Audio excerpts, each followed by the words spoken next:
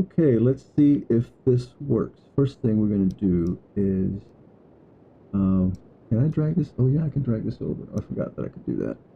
So let's zoom in here.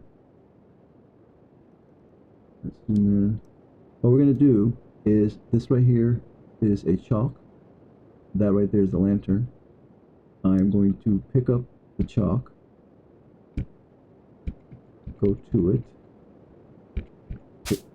Okay, there I have the chalk in hand. Then I'm going to go pick up the lantern because it's dark in that cave. Lantern. I still have the chalk in possession. Okay, so we're going to go in here. Let me bring this down a little bit, I guess. And over here. Let's turn around, face the wall. Let me back up a little bit. Let me drop the lantern because I can't write if I have the lantern. Now the lantern's there. I have the chalk in hand. I am going to drag this up a little bit here. I'm going to approach the wall. Whoops. There. And okay, so my mouse has definitely changed. Can you tell? Right over here is normal mouse. And then I come over here where it's nice. Okay, actually, you know what? Let me just get rid of that. So I should be able to back away now. Yeah. Let me face it again. Okay. So I can go, this is to exit.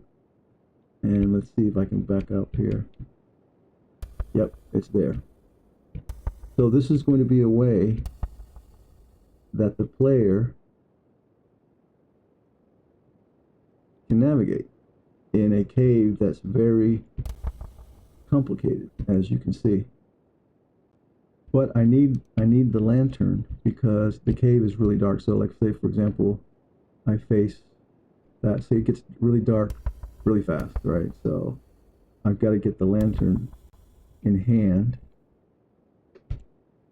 and I've got to keep moving. And I can't write while I have the lantern. So again, the exit is that way.